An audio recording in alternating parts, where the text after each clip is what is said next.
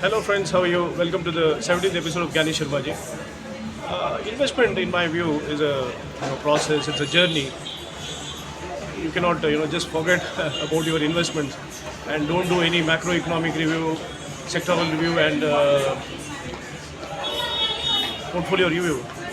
Then you will be in trouble. So keeping that in mind, I was doing my global portfolio review and then the macroeconomic review. The backdrop is little worrisome. Basically, look at the commodity prices. Commodity prices are moving southwards, predominantly driven by China slowdown in China, which is visible. Chinese construction activity has come to a standstill even in Tier 3 cities. Forget about Tier 2. And then we have, the Chinese housing loan NPLs of Chinese banks have touched all-time high.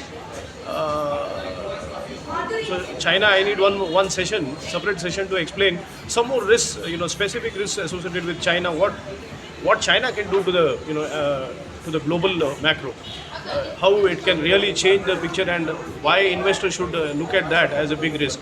So I need a session for that. Anyhow, let's focus on this. Come to US, we have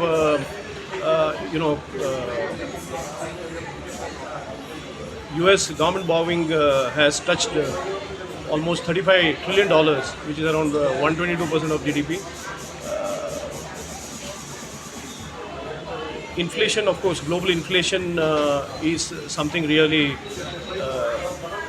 is a positive factor that inflation is easing predominantly after, especially US inflation, which has touched 40 years high, and then we see the rate hike measures taken by Federal Reserve has ensured that inflation is managed, and then growth also is looking up. Of course, there are manufacturing PMI has contracted. Labor market again looks little bit there is a turbulence. Of course, the biggest worry when it comes to US for me is that Warren Buffett is sitting on $250 billion of cash. That really sends a wrong signal. And from the valuation perspective also, if you look at the forward PE basis also, if you analyze where the US markets are headed and where it is today, basically from a trailing PE perspective also, and from a forward perspective also. From forward basis, the US markets, S&P 500 is trading at around 21 times, whereas 30-year average is around 16.73 times. So really, even valuations are not looking that great, and earnings also of many of the US companies are not that great. So keeping that in mind, and market cap to GDP ratio at all-time high again, I think there is a problem when it comes to US especially, and global macro backdrop other than the inflation, which is easing inflation. I don't think anything is looking very, very positive. And of course, I have explained to you about the yen carry trade unwinding.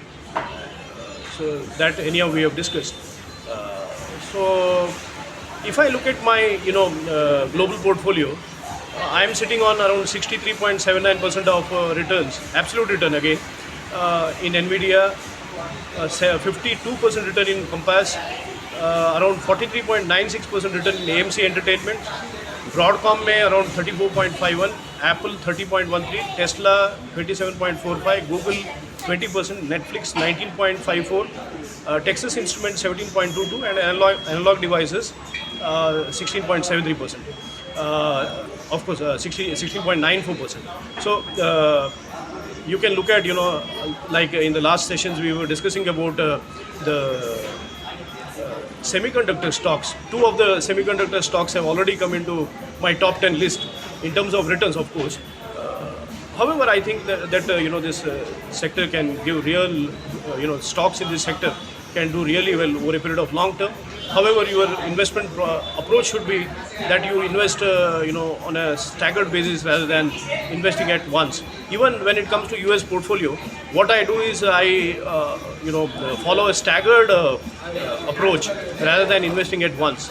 So that's a very good way to approach any markets, especially when the market cap to GDP ratio is at all-time high in all the markets, including Indian markets. If you look at the market cap to GDP ratio is around 142, and if you look at 10-year average in India is around 85.